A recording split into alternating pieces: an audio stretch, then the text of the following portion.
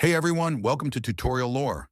Today I'll show you 5 simple steps to navigate the Shopify dashboard as a beginner.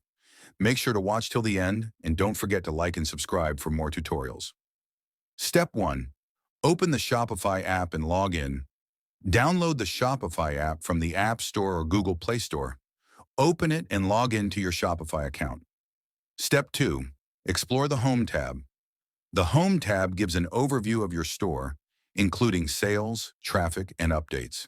It also provides helpful recommendations to grow your store. Step 3. Manage products. Go to the Products tab to add, edit, or delete products. You can also update inventory, pricing, and descriptions from here. Step 4. Track orders. In the Orders tab, you can view and manage customer orders, check order status, and process refunds or fulfillments. Step 5. Customize store settings. Tap on Settings to manage payment options, shipping, taxes, and notifications. This is where you customize your store's core functions. That's it. Now you know 5 key steps to using the Shopify dashboard.